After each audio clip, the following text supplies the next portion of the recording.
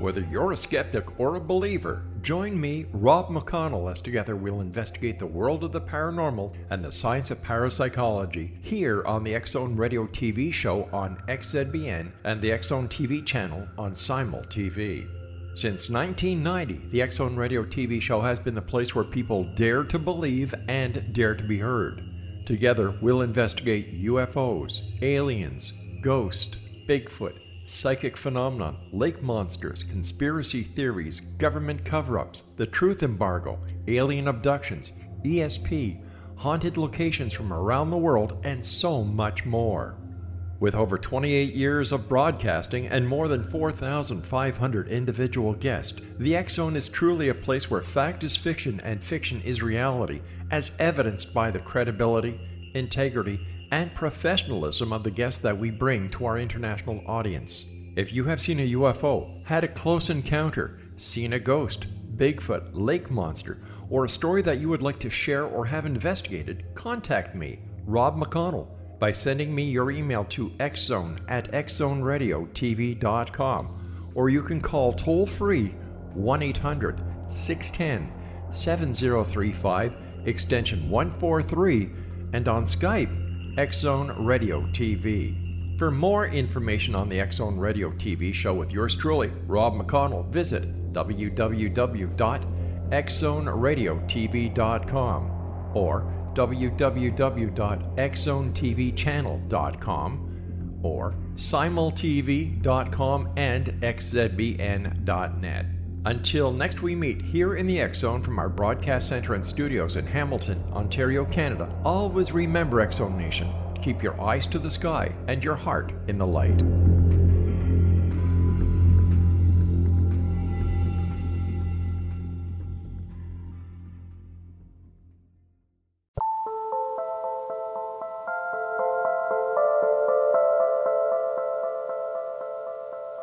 Good evening, everyone, and welcome back to Paranormal Stakeout.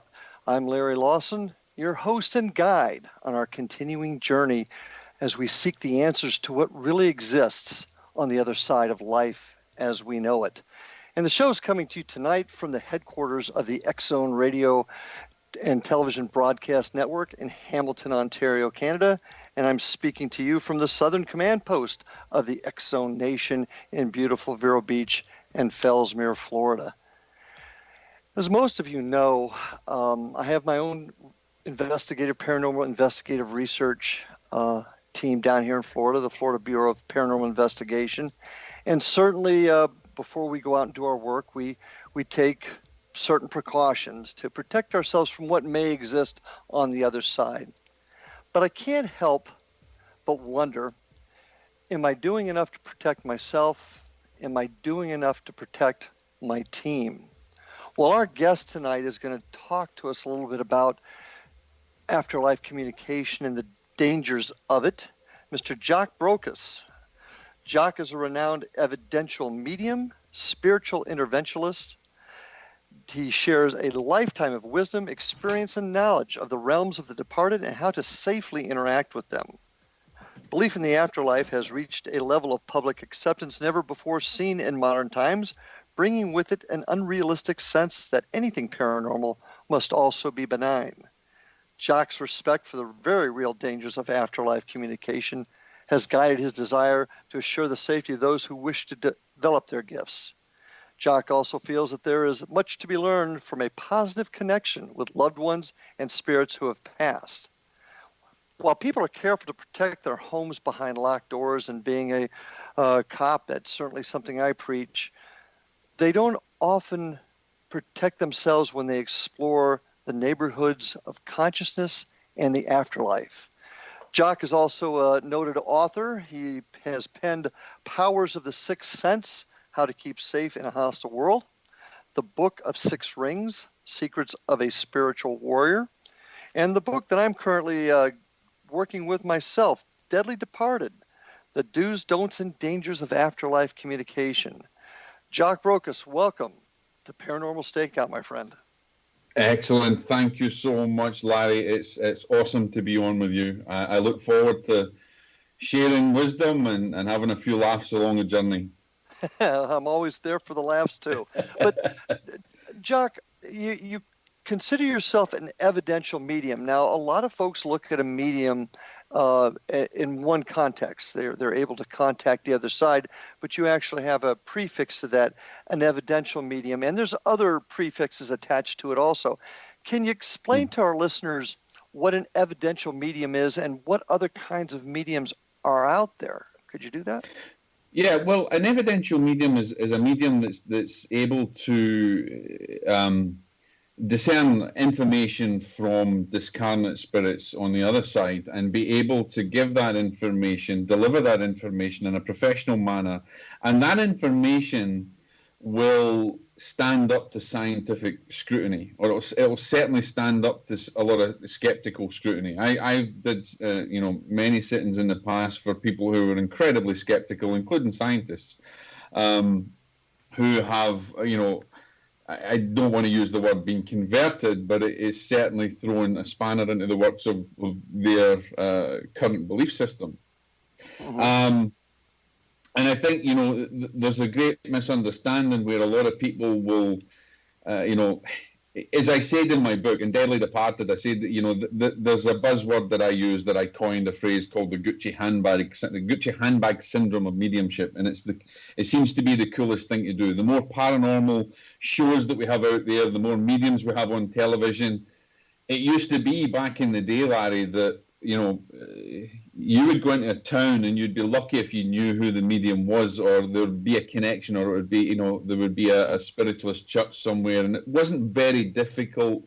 It wasn't very hard. It was actually very difficult, to get in touch with these people. But nowadays, it's like the Pepsi brand. It's everywhere. Every single person is a medium, and they all talk. And I've had people, even kids. I don't go about in stores and say to people, yeah, I'm a medium, that's what I do for a living. I don't do that, but I've had many instances where I've been in bookshops or looking at Afterlife books or other things, or, and I've had them say, yeah, I'm a medium, and try to even give me a reading. I had one time someone try to give me a reading in a bookstore who was actually holding my book that I had written at the time, which was really kind of surreal to expect that. So there's this Gucci handbag syndrome of mediumship, but what I want to put down is evidential. When someone is grieving or someone's been through some kind of spiritual subjugation, that evidence has got to be very much like the evidence you would get in a criminal case, or you would do an investigation, or a murder or anything like that. That evidence for me has got to back it. It's got to back itself up. I look at something as a pyramid of evidence, and there's a lot of people that they'll give information out there, and it'll be very generalized. There's a gentleman who's coming through, and he's very rotund, and he's very jovial, and can you take that? And there'll be people that get so excited they'll take it, and before you know it, you've actually created a psychic connection with the morphogenetic field, and you're starting to just read auric energy. You're not actually in connection with a spirit on the other side. So I tend to really, and even when I teach, is to give as much evidence as I'm getting, and that can be anything from names, dates, times, places. Okay. Something is very unique to them.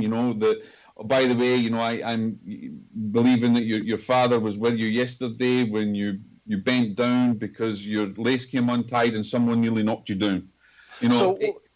So what you're basically saying, if I didn't mean to interrupt you there, is you're looking to provide information that people can corroborate through other forms, such as being able to search something in history that would corroborate it, or something that's happened to them, something that corroborates your information. That's what you mean by evidential. Have I got that right? Absolutely. It's got to be able to be corroborated either by that person, straight. A lot of mediums will get very hurt when someone says, no, I don't understand it. And that, in reality, that doesn't bother me, because if I know that I'm getting it from spirit, then I will say, well, you might not understand it now, but please go away and research it, because you'll find that somewhere that's actually going to link in. And I've had people come back and say, I phoned my uncle, I phoned my aunt, I went and got in touch with my mother-in-law, and that was a connection for someone else.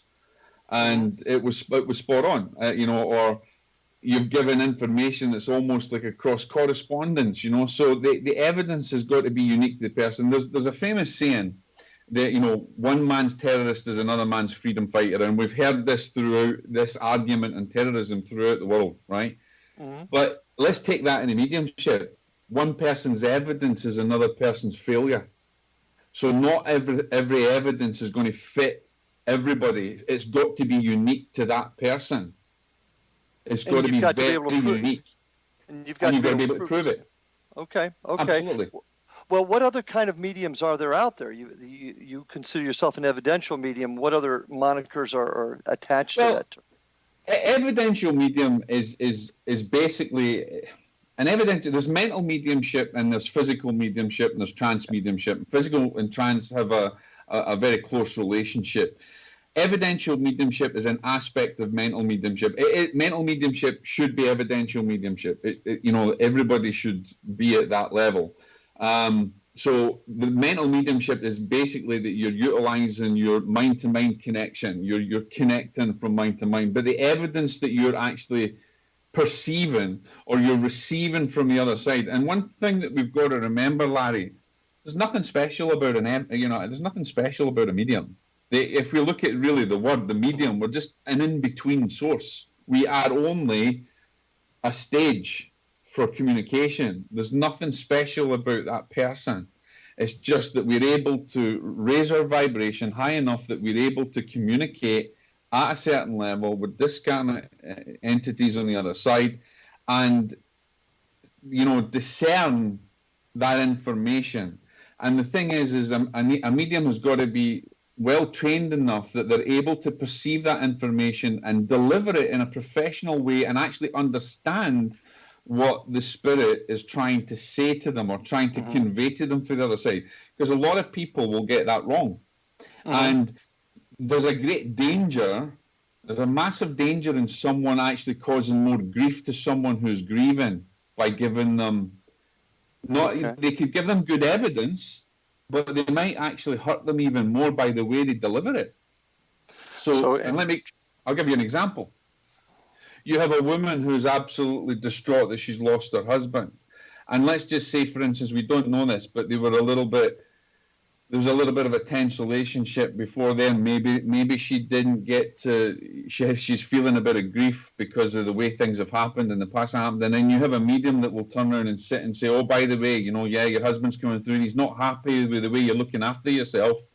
And, yesterday when you were talking to him, or he heard you speaking his name, but he's not happy about you doing this. That woman doesn't hear the good evidence that yesterday you called on his name. That woman hears, he's not happy with me.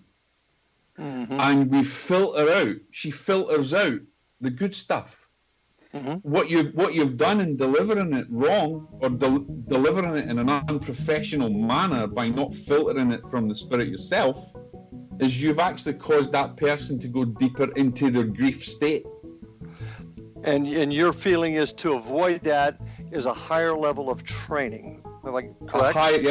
A higher level of training, a higher level. I mean, you can see as well as I can, Larry. You can go online and do a course in mediumship, and you'll get a certificate. Hey, presto! I've seen people don't do. I got to put you on hold here for just a second, my friend, because we're about ready to take our first break. But I've got several more questions to ask you on that. Folks, stay with us. I'm with Jock Brocas here on Paranormal Stakeout. Stay with us. We'll be back in a.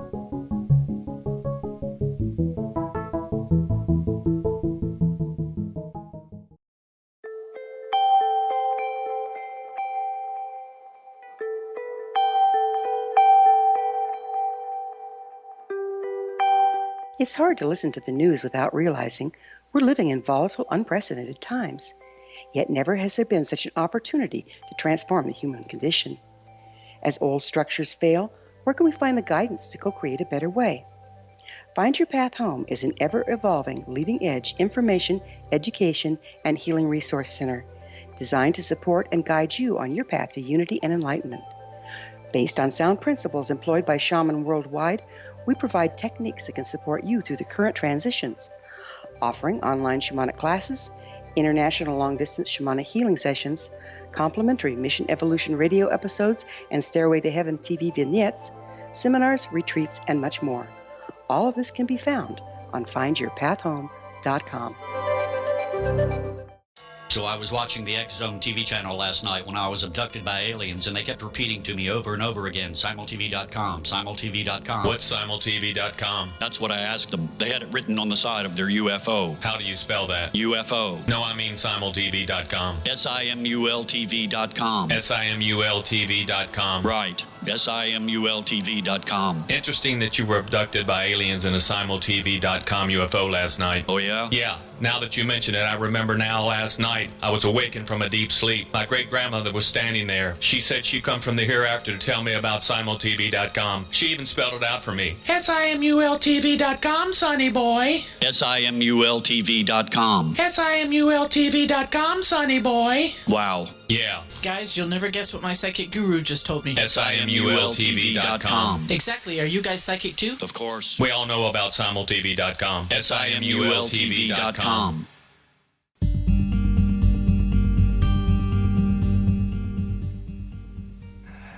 And we are back, ladies and gentlemen, on Paranormal Stakeout. My guest tonight, Jock Brocas, talking about the dangers of afterlife communication. And just before the break there, we were talking about training and whatnot, Jock. In fact, you hit on a real important point for me, and that's training and structure within the realm of paranormal investigation and research. And from what I'm gathering from you, you're feeling the same way when it comes to your side of the house. Have I got that right?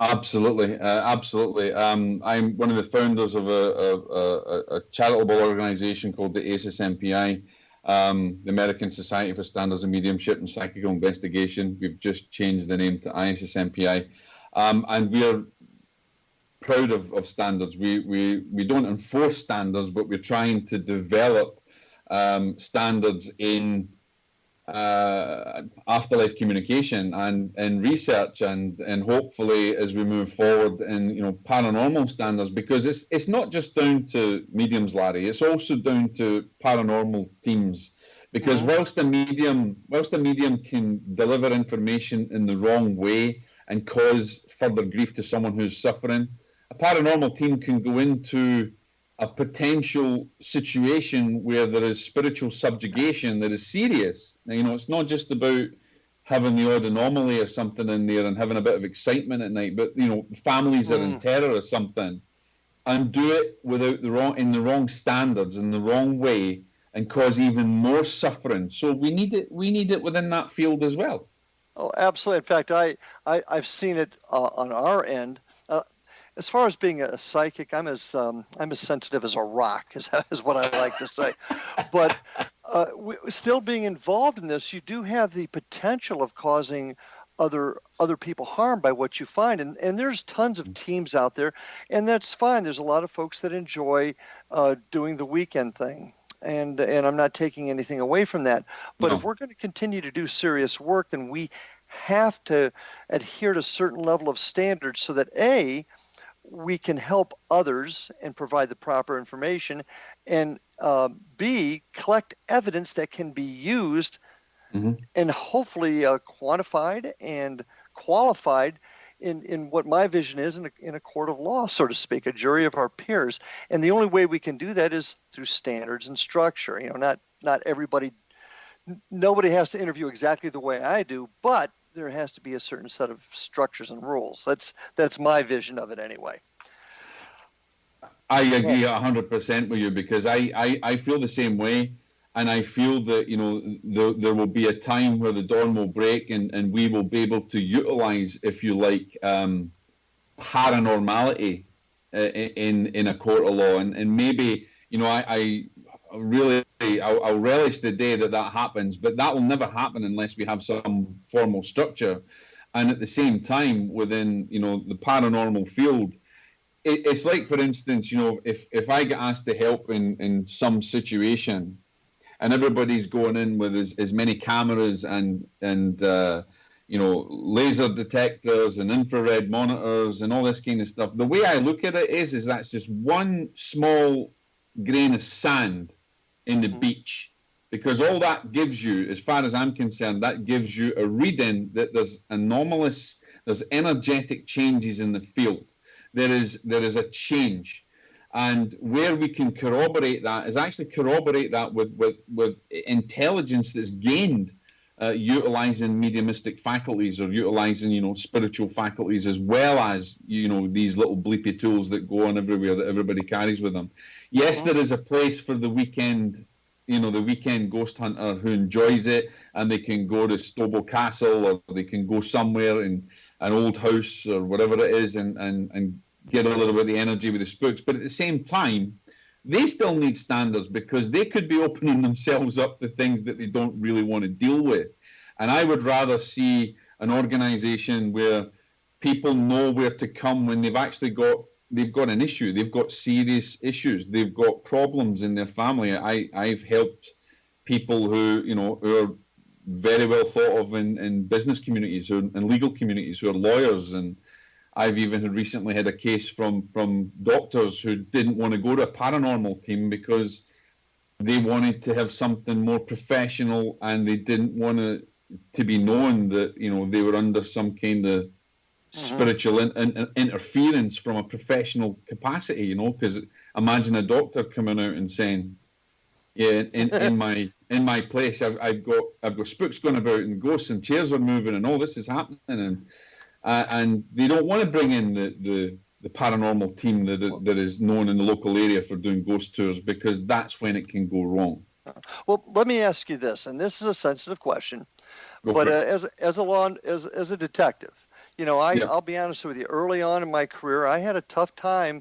I would be working a homicide, and I would actually get calls from mediums, and I would get 3 different stories from 3 different mediums, all appearing to be as sincere as they could be. And certainly I've talked to a number in the field that appear for every way to be sincere, yet they're giving different versions of what is on the other side of what they're seeing.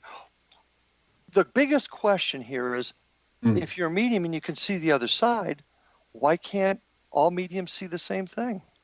Because not all mediums are the same, and not all mediums are highly developed. And a lot of let me just actually answer that question very quickly. The biggest mistake that was made was the officer accepting calls from mediums who are phoning in. Instantly, that tells me the medium, no matter how gracious they're being about it, there's a little bit of an ego basis there. They want to do it. They want to be known.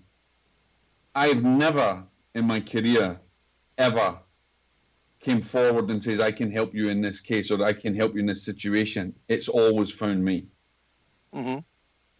If you come to me and ask me for help, I'm going to be more, then I'm not doing it through ego. If you come and you say, "I need help with something, can you help?" Then we can say, "Okay, let's talk about it." Yeah, I possibly could. Yeah. But if I phone you up and say, "Hey, I've got this," there's a high level of risk there that, there could be a lot of ego in there. And not all mediums are the same. There's a lot of people who also think they're mediums, but are really more intuitive and psychic than anything else. Remember, there's that saying that everybody knows about when you're developing. All mediums are psychic, but not all psychics are mediums. Interesting. Now, what exactly do you mean by that? Well, let me explain it a little in an easier way. Let's just say, for instance, a psychic can read a certain level of energy to a certain point. So let's say that there's 7 layers, right? And that psychic can only raise themselves to the 3rd layer and gain the information from that level of energy. A medium has the capacity and has the development, the potential, the spiritual faculties to go beyond that 3rd layer to the 4th, the 5th, the 6th, and maybe the 7th, and be able to discern, communicate, and gain validation and information from a higher level, a higher vibration, whereas a psychic can't. Now, that also means that the medium can be able to communicate 1, 2, 3, 4, 5, 6, 7, where the psychic can only go 1, 2, 3. Okay. Now, are you, and you'll have to forgive me here, are you discussing the aura, those levels, or is that? I am, but I'm trying to make it more palatable for everybody who's listening, because I don't want to go down the whole New Age route of chakras and auras and stuff. Sure. And frankly, we don't have that much time to do that anyway. That's a deep level. So think 1 to 7, 1 to 3, and 3 to 7. Okay. All right. So, do you think that also psychics, mediums might also be providing information that is somewhat skewed by their own personal beliefs, their own personal background, things that have affected them in their life? Can that affect what they're trying to? Okay. Absolutely, because it takes a great deal of experience, not necessarily knowledge. It takes a great deal of because anybody can gain knowledge. It's how you have the wisdom to put that knowledge into action, and how you're able to develop yourself. The biggest thing, and even we have, if someone has a problem with a negative, a malevolent force, is how do you discern it? That comes over with experience and personal development, not actually just reading it in a book or going on a course. It takes many, many, many years of development. Now, you as a police officer, when you were a rookie, you just wouldn't just jump into a homicide and start jumping in there. You had to develop. You had to go through training. You had to hone your skills. So does a medium. So we come back to that earlier discussion we had a few minutes ago about training and standards and education. And once again, I think that's going to be the hallmark of the future for this field overall of paranormal research and investigation. I couldn't agree with you more. So how long have you been doing this, Jock? Listen, here's the thing. Like I've said before in many different shows, everybody says that they were a medium since they were a child and everything else. And yes, I may have had experiences, but it didn't come to me until later in life, because I couldn't put a label on anything. My uncle was a monk. I spent a lot of time in a monastery. I had religious experiences. I had intuitive experiences. But I didn't know, even though I was interested in spirituality and the paranormal and things like this, you don't fully understand it. And it's like trying to put a square peg in a round hole is very difficult. So that came to me later in life, and it actually was more to do with when my father passed, and I had an experience that kind of woke me up. Well, I'd like to talk more about that experience that brought you into the realm of where you're at today, but we're going to take our next break, folks, so stay with us. I'm with Jock Brocas here on Paranormal Stakeout, and we'll be back right after this message.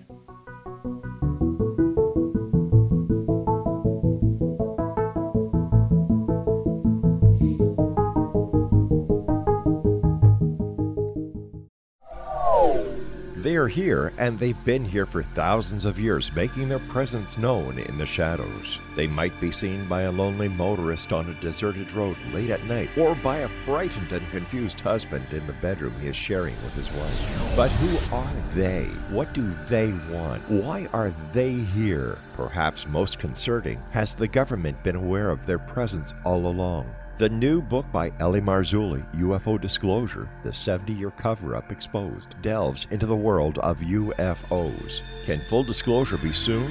Order now and receive a free hour and 37-minute DVD on the UFO phenomenon. UFOs are real. Get both the book and the DVD, a $40 value, for only $19.99. To order your book and DVD today, go to lamarzulli.net. That's LAMARZULLI.net. Rob McConnell here, presenting an overview for Nicholas Paul Jennings, author of a fascinating book, Amen. It presents facts revealed by Egyptologists, facts that enable us to understand why Amen is the beginning of creation of God. It provides recommendations for religious leaders of the major religions to unify their beliefs and teach the Word of God. Love one another. Amen informs people how mankind conceived God.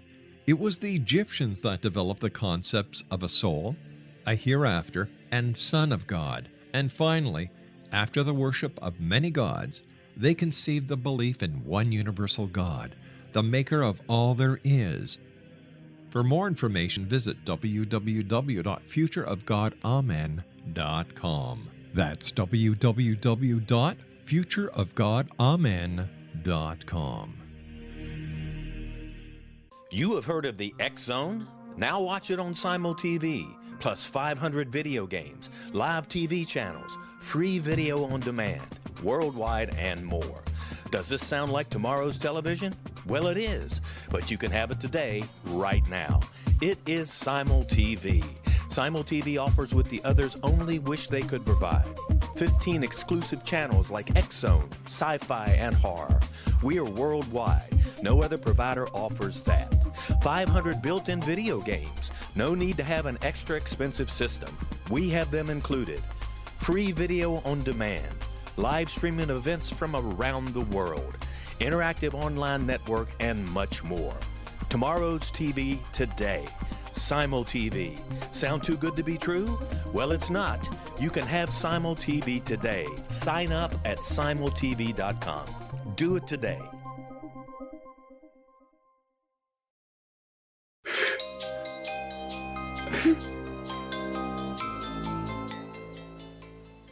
And we are back on tonight's episode of Paranormal Stakeout with my guest, jokester Jock Brocas. And I'll go into that someday about the jokes. But, Jock, just before the last break, we were, all serious now, we were talking about how you found out that you were gifted. You were describing an incident about your father. Can you go ahead and elaborate on that? Yeah, I wouldn't say that gifted. I don't think that's a good term. But what I will say, my father there's no great secret. My father and I didn't have a very close relationship, and I think the thing that woke me up was one particular day or late in the afternoon. My father appeared to me, which, as most people would say, they had an amazing ethereal experience and it made their heart sing and everything else. It frightened the living daylights out of me, because in my mind I'm like, he's dead. Why is he here? And as quick as it came, it went again. But it seriously did something to me internally that it made me seek out information and seek out other professionals and hit the spooky church, as I called it. Spooky church. The spooky church. The spiritualist church. I hit the spooky church because I had this experience, which scientifically to me was just I couldn't fathom it out, because one, I wasn't drinking, and two, I wasn't on drugs.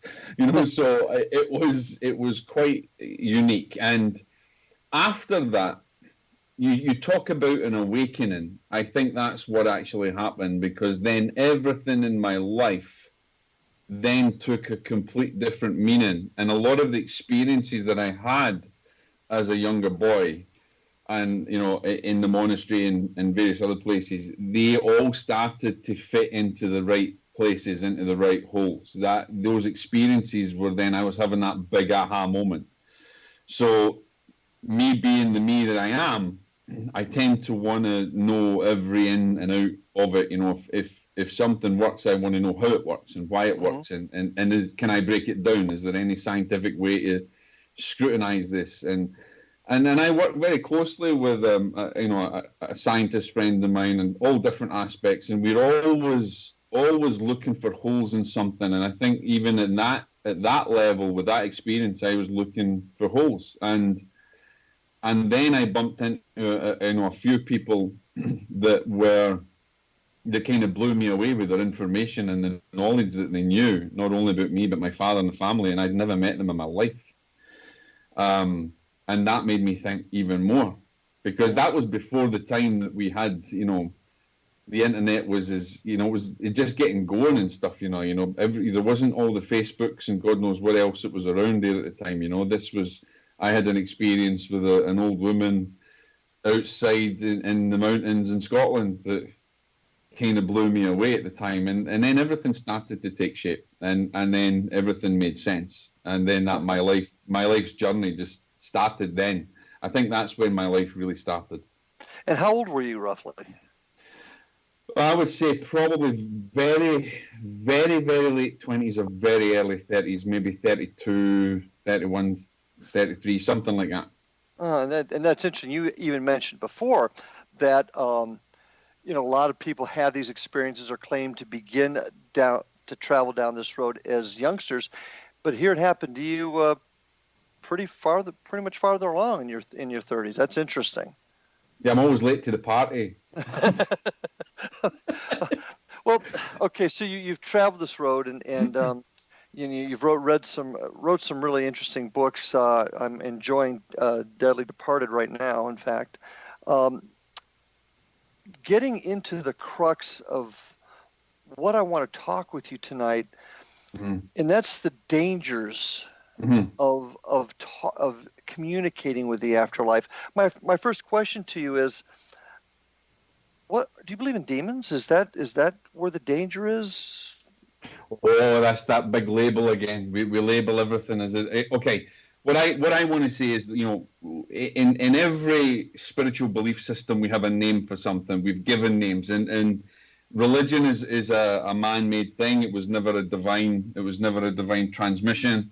And so when we label something, we're giving it a label for an element of understanding. Here's where I like to place that, whether I put it down as a devil or a demon or anything else, is I like to basically label it as this: a malevolent force that has intelligence, will, and discernment.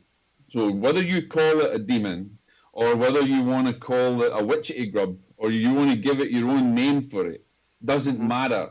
And whether you believe in it or not doesn't negate its existence. And it is not tied down to religion, because these beings, or this energetic force, this malevolence that permeated the world, or this plane, has existed before religion, way back to Mesopotamia, way back to probably even before that. It's always been in existence. So whether you believe in it or not doesn't matter, because they believe in you.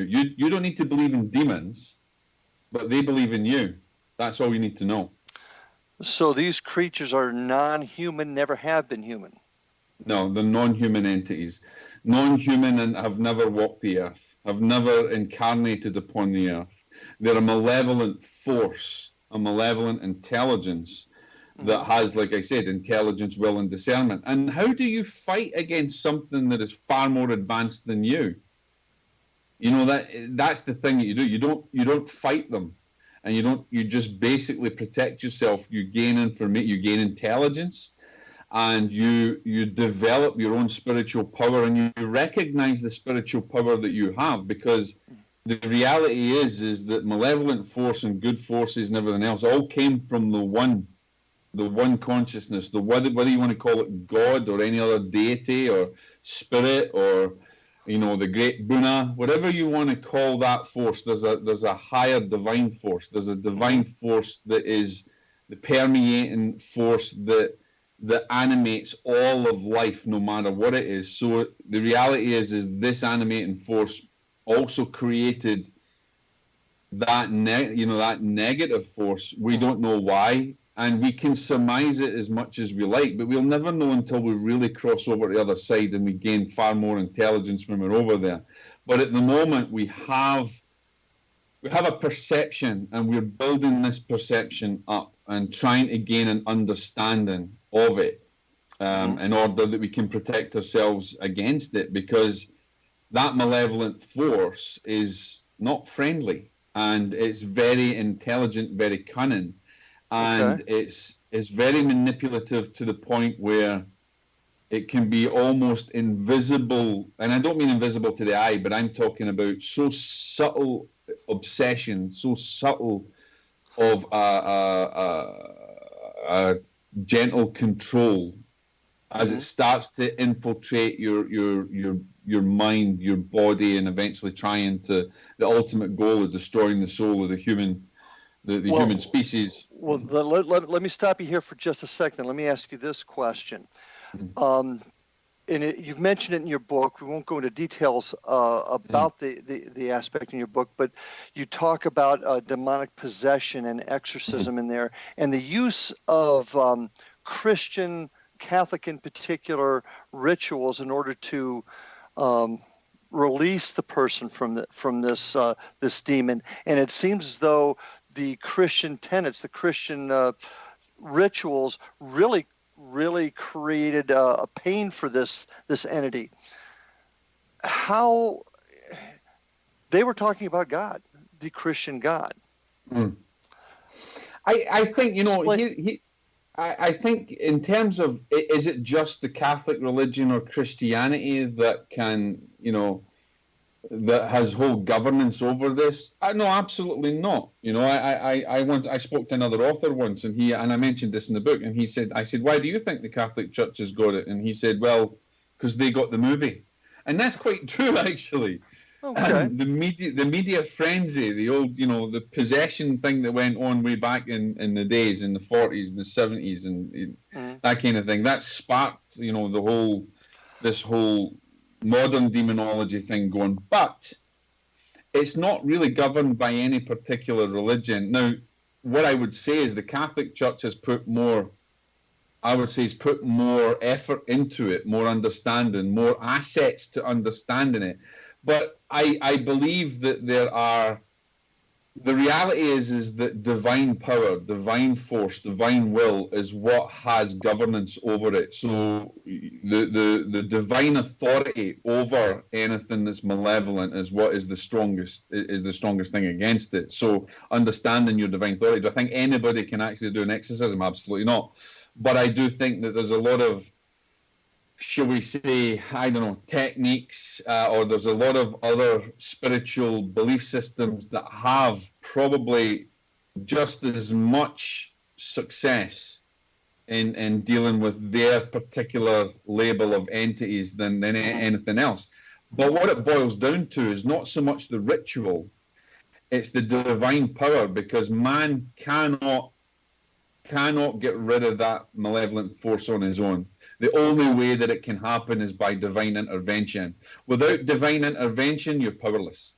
And divine intervention could be the God of good, the light, so to speak. Okay. Absolutely, the light. Divinity. Now, unfortunately, we're not going to have time in our show tonight to really get into really what the spirits that we're connecting with, because we're talking about protection.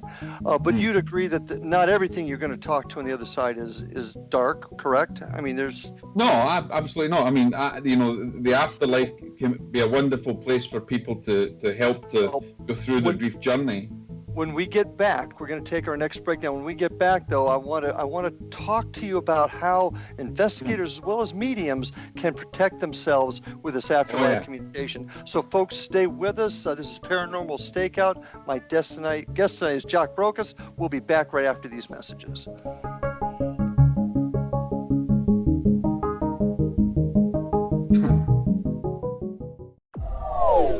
They are here, and they've been here for thousands of years, making their presence known in the shadows. They might be seen by a lonely motorist on a deserted road late at night, or by a frightened and confused husband in the bedroom he is sharing with his wife. But who are they? What do they want? Why are they here? Perhaps most concerning, has the government been aware of their presence all along? The new book by L.A. Marzulli, UFO Disclosure, the 70-year cover-up exposed, delves into the world of UFOs. Can full disclosure be soon? Order now and receive a free hour and 37-minute DVD on the UFO phenomenon. UFOs are real. Get both the book and the DVD, a $40 value, for only $19.99. To order your book and DVD today, go to lamarzulli.net. That's LAMARZULLI.net. Christopher Fulton is a survivor of the national security state. All he wanted to do was preserve history when he acquired a Cartier watch from the estate of President Kennedy's personal secretary. But that simple act set off a terrible chain reaction. He was pursued by the U.S. Justice Department and the FBI, thrust into the middle of the U.S. government's Assassination Records Review Board, even monitored and pursued by the Russian government. All because that Cartier watch was the missing link of evidence, a timepiece worn by JFK that fateful day in Dallas, a link resulting in Christopher being incarcerated and attacked for 9 years because he opened a hidden chapter in history. The intriguing journey outlined fully in Christopher Fulton's memoir, The Inheritance, is available now through TrineDay.com or Amazon.com. The Inheritance, Poisoned Fruit of JFK's Assassination by Christopher and Michelle Fulton is a must-read, an incredible tale of how easily our own government can overrule justice. The Inheritance, Poisoned Fruit of JFK's Assassination. We are back on Paranormal Stakeout with my guest tonight, Jock Brocas. Now, I'd invite you to go to his website, learn more about his work and what he does at https:// Jock Brocas. That's JockBrocas.com. Also, check out his books, Powers of the Sixth Sense, How to Keep Safe in a Hostile World, The Book of Six Rings, Secrets of a Spiritual Warrior, and Deadly Departed, The Do's, Don'ts, and Dangers of Afterlife Communication. I'd also like to invite you to check out my websites at www.paranormalfbi.com as well as www.paranormalstakeout.com. And while you're at it, go to www.xzbn.net and check out all the terrific programming that you'll find on the X Zone Radio and Television Broadcast Network. A lot of great shows on there. Jock, great show tonight. So many more questions to ask. So many places I'd like to take it, but I want to, and that wasn't a joke, by the way. I want to take a couple of seconds to talk to my listeners out there. We've got a lot of investigators out there, not just mediums, but folks like I said, I am sensitive as a rock, but we're still delving into the other side. How do we protect ourselves? One of the things I would like to say is forget all the woo-woo sticks.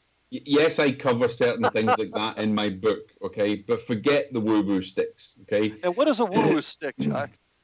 Stage and candles and all that kind of stuff, and start to develop yourself, develop your mind, your body, your soul, and live a prayerful existence. Really, really learn how to pray and how to raise your vibration in prayer, because just because you go in with an abalone shell and some sacred sage, yes, that might work for negative energies and clearing a little bit of energy, but it ain't going to work against a malevolent intelligence force like a demon, because they know all. I mean, come on, they know all the tricks of the trick. They know all of that. That's just not going to work. So the only thing that works is your divine connection, your divine power, your spirit, and that's what I would say to investigators is start working on yourself and take this seriously. It's not a game. It's not something, you just because you see it on the television.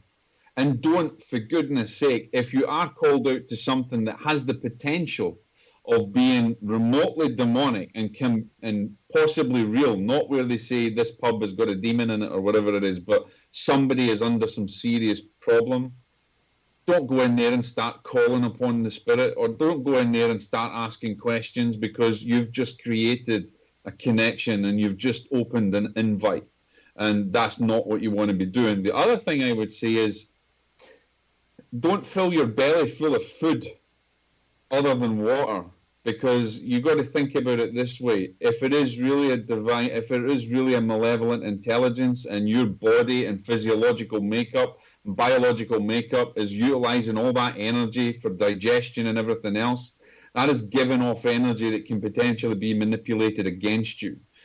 I in any situation that I go into, I fast and I pray. And prayer is the most important thing. Prayer and your connection is the most important thing. And that just doesn't mean 10 minutes before you go into a situation. that means every single aspect of your life every day. That's developing your spirit, your soul, understanding your thought processes, your conscious, your subconscious thoughts, being able to discern what is yours, what is not yours, understanding the negative forces that may be trying to infiltrate your will. And believe, if you take up this work, then realize that, you've just put a target on your back. Mm-hmm.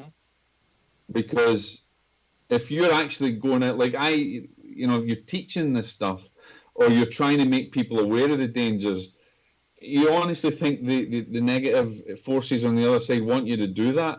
So you better be ready to change your life drastically. I know I've had many experiences that I don't want to relay, but I'm aware 24/7.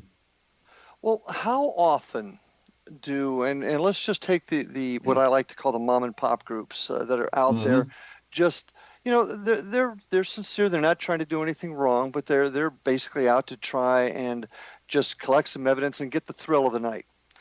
How often do these groups come across a malevolent spirit as compared to just somebody that's on the other side wanting to communicate back? I think you use the term grounded spirit in your book. I mean, here's the thing. In relation to demonic cases, it's very, very, very rare. And there is there's a lot of doctors and there's a lot of therapists and things that will utilize the term as the person being possessed in the mind and stuff. And I tend to think that that's just taking things a bit far, because really when you're talking about a possession or there's a spirit possession that I would like to explain. And then there's diabolical possession, which is what we understand from the religious aspect of it being a demonic force that has subjugated the individual and is taking over their will, is trying to control their mind, their body, their soul, everything aspect of it. So where the spirit possession will be mainly like an obsession or an influence within that individual, or a connection to them. So a lot of these, young paranormal teams, probably they very, very rarely ever come across anything really, really malevolent. And honestly, half of them that say that they've fought against demons and they've had these experiences, I often kind of laugh, because they talk about it so readily, where really when you've gone up against one of these forces, you're never going to forget about it for the rest of your life, and you're going to be scarred for life with it. And it's not something that you just go out and tell people. I once listened to a social media post where they were saying, we're going out and we're ready to take bookings. So if you've got a demon in your house or you've got a demon in your business, give us a call and we'll come in. Ghostbusters. That's a little bit kind of, ridiculous, because if they really came up against a serious malevolent force, they'd be out their depth. And it's not something I would wish on anyone. It's not something I would want anyone to experience, because you'll never, ever, ever forget it. Never. So do you think, go ahead, I'm sorry. No, fire away, go. Do you think that many times these groups that think they've come across a demonic experience, had a demonic experience, are actually coming across a grounded spirit that's a little bit on the grumpy side? Does that make sense? That's awesome. Yeah, absolutely, Larry. I would say so. I would say that that's probably more or less a grounded entity.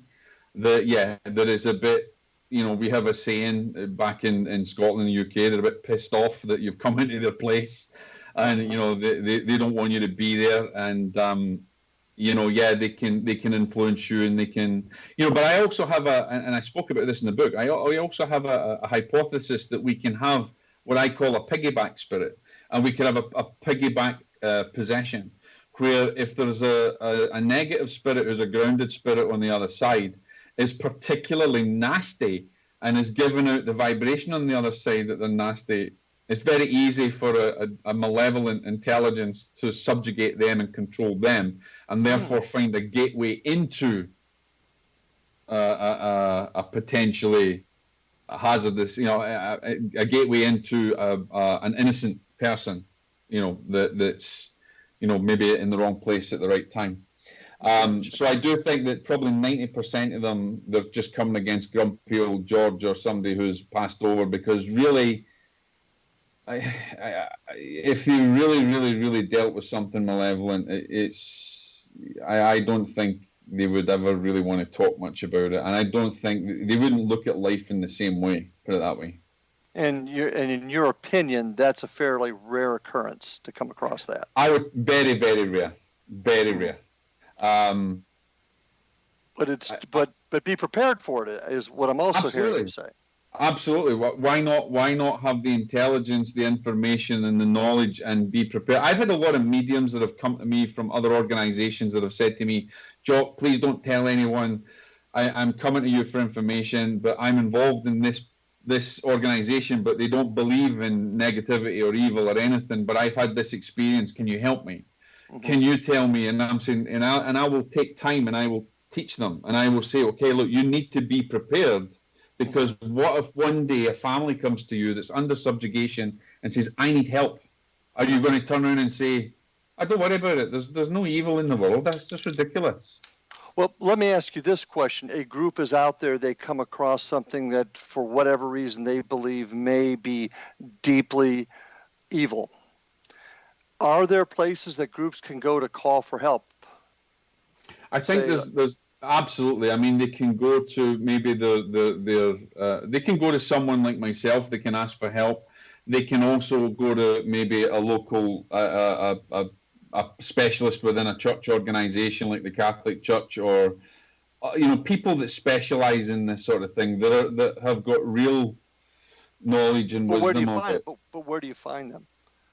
Well, the thing is if it ever comes that you need it, you'll be guided to find it.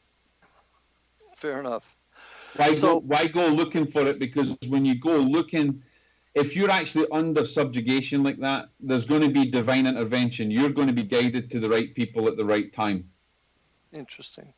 So basically, as we begin to conclude this terrific conversation that we're running out of time on, prepare yourselves. Prepare yourselves spiritually, emotionally, and physically if you're going to do this kind of work, and be prepared for the worst. Does that pretty much sum it up?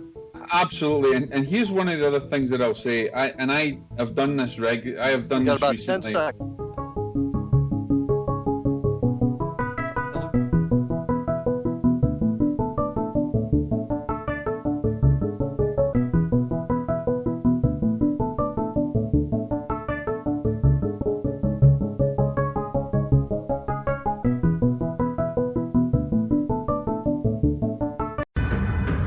If you are looking for a safe, zero-calorie, natural option to the harmful artificial sweeteners on the market today, Just Like Sugar is what you're looking for. Just Like Sugar is a wonderful natural alternative for those health-conscious people who choose a calorie-restricted diet with a great, pure, sweet flavor that tastes just like sugar. Just Like Sugar is a great natural option for people suffering from diabetes and may be useful in restricted diet programs where standard sugars are not allowed and does not cause a laxative effect of some other sweeteners.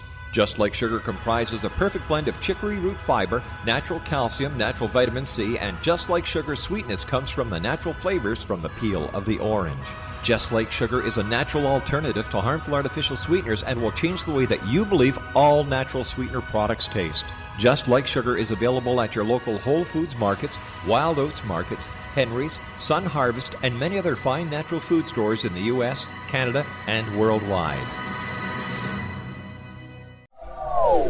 They are here, and they've been here for thousands of years, making their presence known in the shadows. They might be seen by a lonely motorist on a deserted road late at night, or by a frightened and confused husband in the bedroom he is sharing with his wife. But who are they? What do they want? Why are they here? Perhaps most concerning, has the government been aware of their presence all along?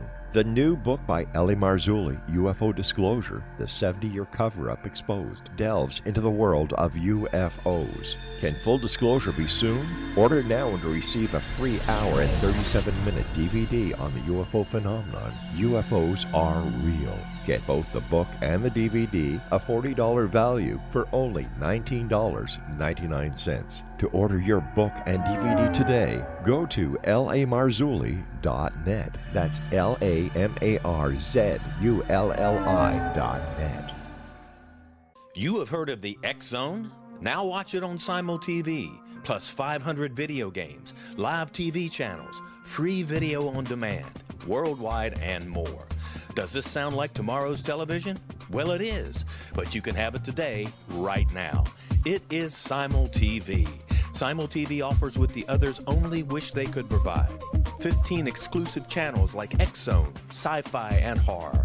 We are worldwide. No other provider offers that. 500 built-in video games. No need to have an extra expensive system. We have them included. Free video on demand. Live streaming events from around the world. Interactive online network, and much more. Tomorrow's TV today. Simul TV. Sound too good to be true? Well, it's not. You can have Simul TV today. Sign up at simultv.com. Do it today.